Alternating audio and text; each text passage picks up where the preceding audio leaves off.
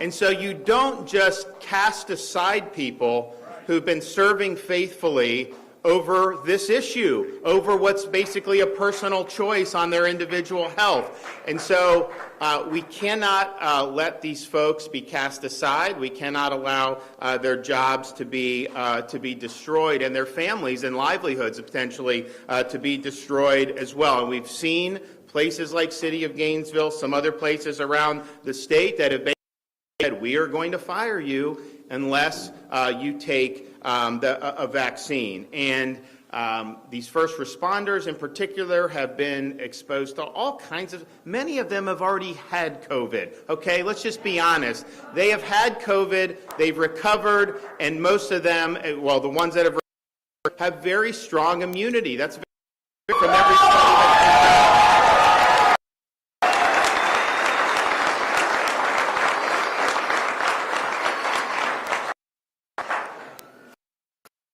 State of Florida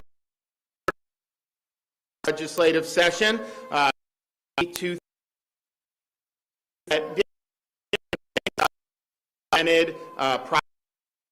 requiring proof of vaccination to just do normal vaccine supply and agency forces as a condition to employment, that violates Florida law.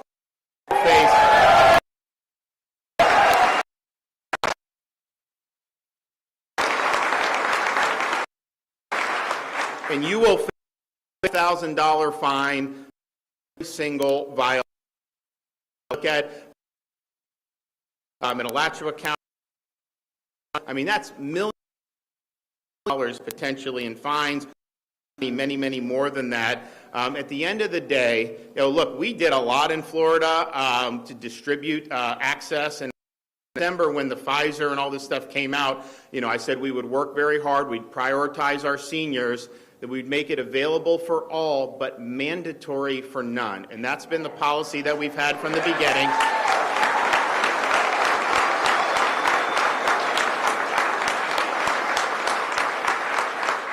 And so I think it's an important issue with these mandates, and we're going to hear from some folks, and then I'll also talk about the Biden mandate as well, which is even more problematic. But it raises important questions. I think, or even go beyond this. If you can have people wear these uniforms in police and fire, and obviously there's other very important jobs that folks are here doing, and they're always the ones on the front lines, they're always the ones that have to sacrifice, and you just throw them out like they're chopped liver, that is just fundamentally wrong, okay? And we're not going to let that happen. We're going to protect these jobs. We're going to protect these people's families. We're going to protect their livelihoods. And Ashley Moody is going to speak in a minute, but she filed an amicus brief in support of the employees who are seeking legal protection against the mandates that have come down from the city. And then, of course, the state government, we will certainly move to impose the fines as the law requires when we see people that are denied access like this. So we have folks here who are being put in a very difficult situation. And I'd also point out, you go months, everyone admitted it would be wrong to fire someone over this. Like, nobody was saying that this would be something that was worst. Everyone agreed, from Fauci on down, that this is something that should be provided, but it should ultimately be someone's individual choice in consultation with their physician. So in this situation, we're going to have thousands and thousands of people could be losing their jobs, not because they haven't performed well. In fact, many of them perform perfectly, but simply because of a very intrusive and I think illegal policy that's being imposed in different parts of the state and is now attempted to be imposed across the United States. So we have Dara's friend here. He's eligible to retire in 1.5 years. Now he's facing termination. He could lose his pension, but so he's been willing to stand up, and so here's Darius. Thank you, Mr. Chairman.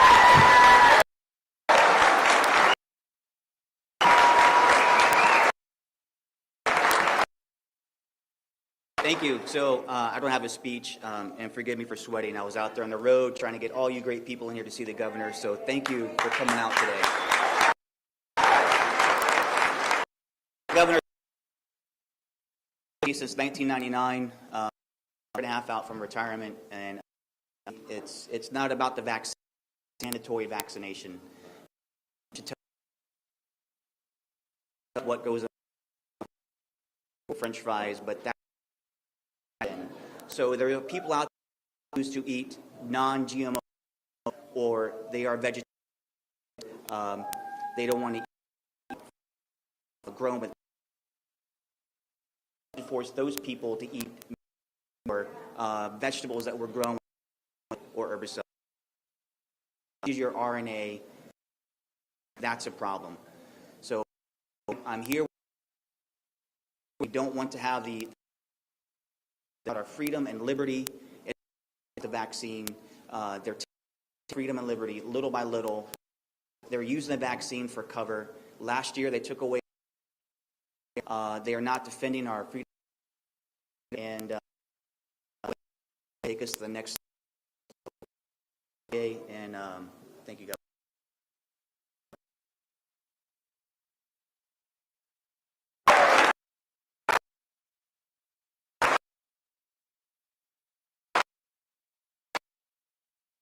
Dam has worked for the last 10 years. She is in the United States Marine Corps, and she has,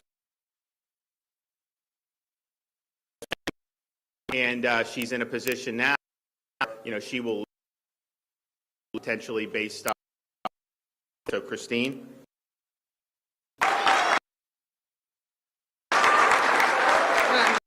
Thank you, sir. Household. My elderly, we have 4. Mother last year, not to COVID. Degree. My husband is a Gator. The city of Gainesville for the past 10 years. Citizens of the city of Gainesville and residents of the state of Florida should not be given mandates which require them to either lose their job or their freedom to make their own informed decisions. I do not believe it is if the citizen next to you is or is not vaccinated. The citizen of the city of Gainesville do not.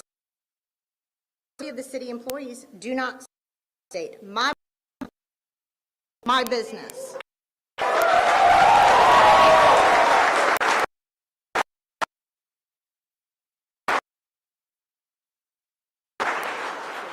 Every person I know who applies for medical exemption has said that it is morally okay if it is voluntary. It's a far cry from demanding every Catholic vaccine, as I am. Is never required in that proof of those medical procedures to be kept on file, to be offered up to see what your vaccination status is. Floridians have the right to autonomy of their body, the Constitution. My body, choice. Nothing should require or share what that my employer or with my fellow coworkers unless I choose to. My health status does impact my children. If I am sick, they suffer. If I'm disabled, they suffer. Job, who is paying my rent? My husband needs a healthy partner to help raise. My father needs a daughter willing to help him as his final chapters of life. My body, I am the only adult female who is able to be with my mother who lived with us for their entire life. I will not put my children through the possibility of losing another maternal figure in their lives. I love my children far too much. My family means everything to me. My choice. City workers show up to help the citizens of Gainesville when they are in most need, regardless of the color of their skin or their religion or their socioeconomic status or sexual orientation or vaccination status. If you need help, the people employed by the city of Gainesville will help you, as they always have. We are smart and easily employable individuals, many of whom have standing job offers but are waiting to see here. Many of whom have already left at the city's detriment. We just want to do our jobs. We want to show up and do our jobs, to make medical decisions without our employees to us what to do, to not share our medical decisions with our employees with other employees. We are your neighbors. We live or work in the city of Gainesville, and we love Gainesville, and we love Florida. My body, my choice, no one else's business. I will not comply.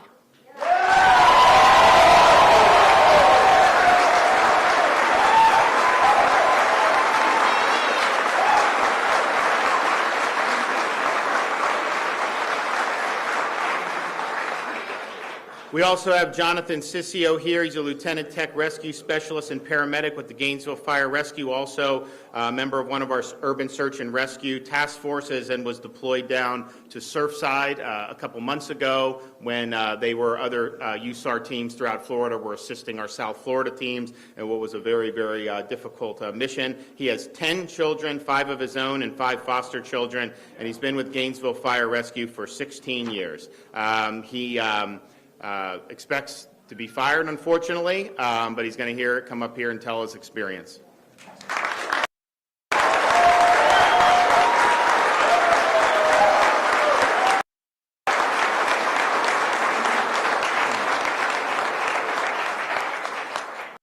Thank you for coming as guidance to this event. I'm Sissio. I'm a lieutenant search specialist and paramedic for the city of Gainesville. I'm here with my beautiful wife and best friend somewhere, and our 10 children. Like you said, we do have 5 biological children. We adopted 4 siblings that after we fostered for a few years, and we're currently also fostering a little 8-month-old.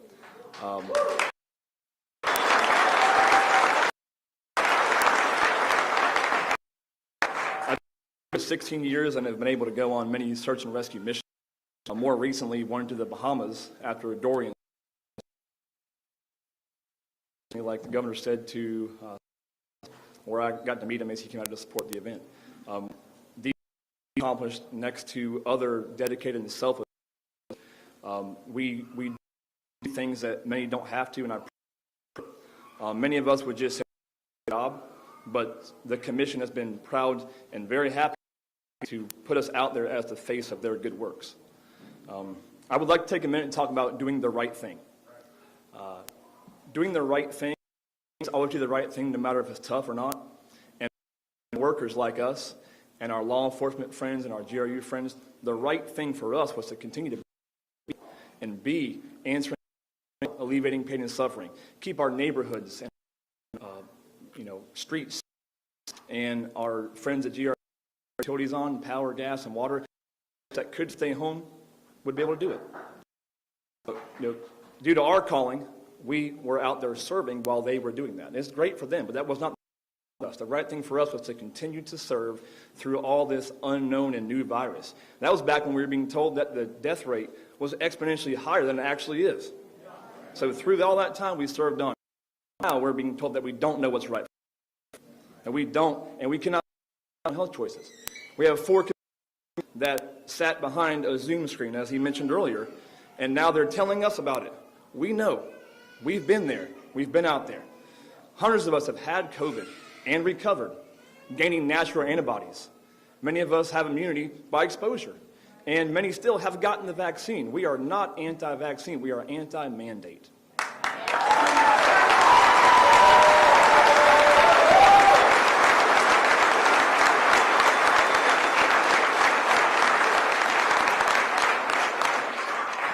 Due to our unique home situation and our large crew of kiddos, we outgrew our house we've been in. So my son and I, along with the help from some firefighter brothers, we just built a new house. And we were moving into it the very same week that we found out that a lot of us would get fired for not taking the vaccine. And it's just an interesting time. There is, we feel betrayed and used. While we were heroes and selfless not long ago, now we're selfish. And they'll let us go. There's an absurd amount of virtue signaling going on that we'd be careful about. We need to stand up and fight. There is science and studies that are either ignored or twisted to fit their agenda. Already been mentioned, those that stand up and cry, my body, my choice, where are they at now? They're silent. Do not be fooled. Do not be or extreme for wanting to make your own health choices. And you're not. Let's stand for what. Thank you.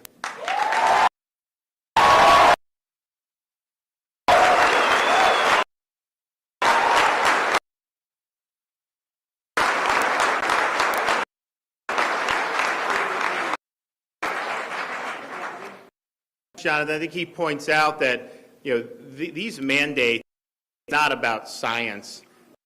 If it was about science, you would recognize the infection-conferred immunity that people like Jonathan has. Israel did a study. They said it was much, much more protective than vaccine. Same thing. Always shows.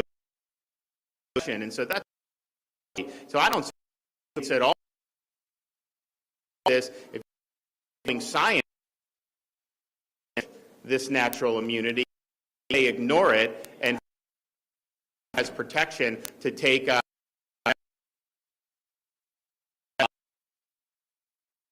government power, control, much more than it is the underlying medicine. I think why, if you do not. Okay, we have Maria. Her husband has worked in vaccine mandate and could lose all their income and their ability to support their 2 children. Both her and her husband have had COVID and have natural immunity, and so she's going to come up and share what she's been through dealing with these mandates.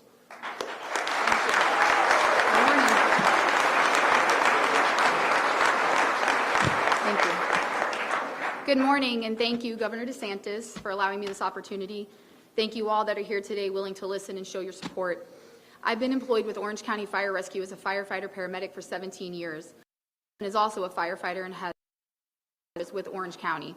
I have always wanted to serve people and be of help to others, which is what career. Found out the mandatory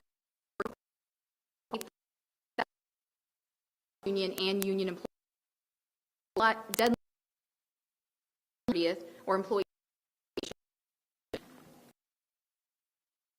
The biggest question is freedom to choose what we no longer spent weeks trying to will suffer truly hit us. But we will lose our jobs and our livelihood. My husband and I have been productive in society since we began working as teenagers. We want to keep our jobs. We want to remain. We want to serve. We want to continue children or close. No one should be between their beliefs that they ever worked for in life to survive.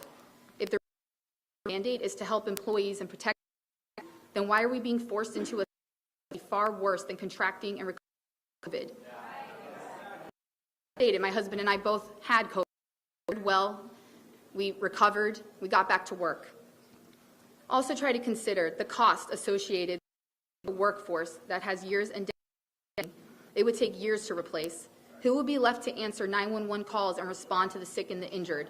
Losing potential firefighters will directly affect the citizens and our community. But this mandate won't be just the unvaccinated that are affected. Soon the require boosters and mandates visited every 3 to 6 months. Employees will possibly be faced with termination. Once we, where will it end? This is why this mandate, and we'll fight for our last. And I quote, "The goal that government has sometimes individuals, even from themselves."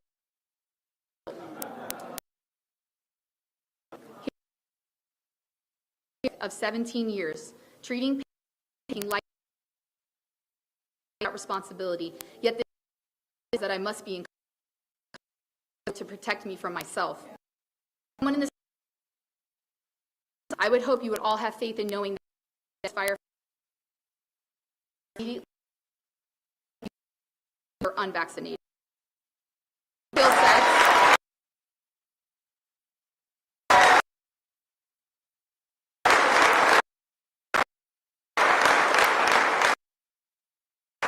We would put our skill sets and years of knowledge to everything possible to save your life. If we can make those decisions, then I know how to protect ourselves and those that we serve. It's right for our body. Risk versus the benefits for our reach of government that is us, but employees across the state of Florida, U.S.